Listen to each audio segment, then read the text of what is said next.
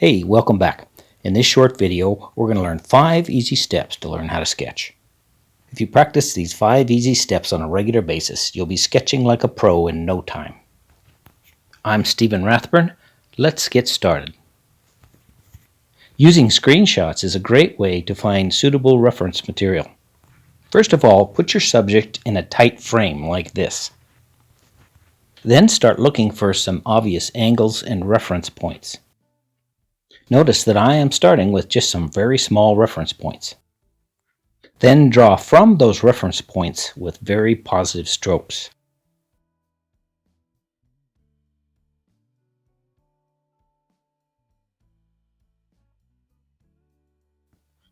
Keep looking for obvious angles and check them with your pencil. Don't connect the reference points completely.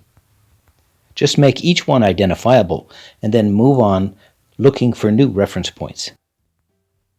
Now I just made a reference point at the bottom of his ear. Then I'm checking that reference point with others.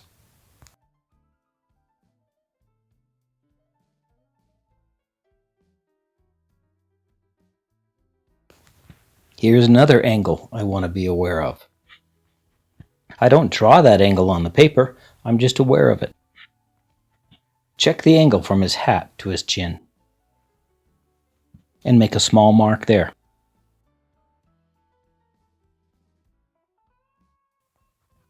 Look for negative spaces. Check to see how his shoulder and his hat make a negative space. Then move on to make more reference points. Check the angles between those reference points before you draw. Keep moving, keep it loose. We don't want it to look like a tracing. Keep looking for new angles and compare those with the lines that you already have. Before you make a definitive mark or a line, check your angles. Relax, enjoy yourself. Try to make expressive strokes, still not connecting any lines. We don't want any detail yet, just keep moving. At this point, we're just trying to get a linear representation of the subject. By comparing the bottom of his chin and his shoulder, I could see that my first reference point was a little off. That's why we want to develop the entire subject first before adding the detail. Unless we're doing a commissioned portrait, there's no need to make the sketch look exactly like the individual. Doing that will just tighten you up, and this is a drill for staying nice and loose and relaxed. Notice the angle of his mouth here, and also the angle from the bottom of his ear to the corner of his mouth. The brow angles are also a real important angle to check. We want to fight that tendency of developing detail in just one area. Notice a lot of movement here, but not many lines, just reference points, checking the angles.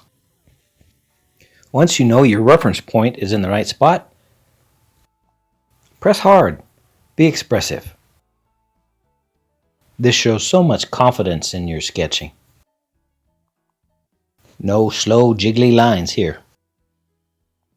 Fast, confident strokes. Notice at the top of his hat, it's still just a few little marks, but it's obvious that it's a hat. We want to let the viewer's mind do a little of the work here. If we just develop little bits at a time in each area, it's easy to see where we need adjustments. Step back now and again and take a look. Many times I've seen students develop just one area, like say the eye, just absolutely perfect.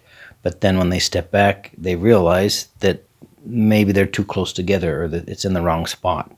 This method keeps this from happening.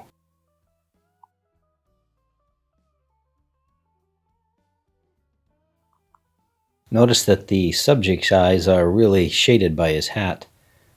But this is not a lesson in shading at this point. It's on just sketching the lines. So we'll put a little detail in the eyes. We'll do some shading on this in the next lesson.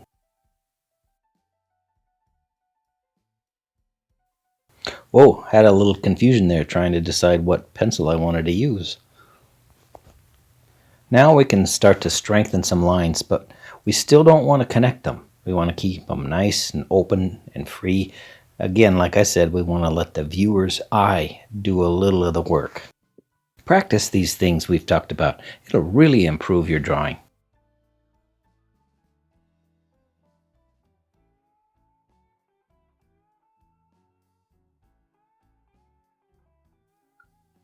Now you'll see that I have switched to an Eversharp pencil. I don't use it very often, but in some fine details, I'll use it.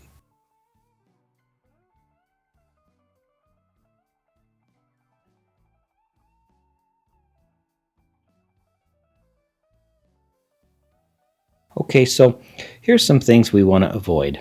I see this a lot. No, I'm not talking about breaking your pencil lead. No, I'm talking about going back and forth over the line very lightly as you work your way down and around.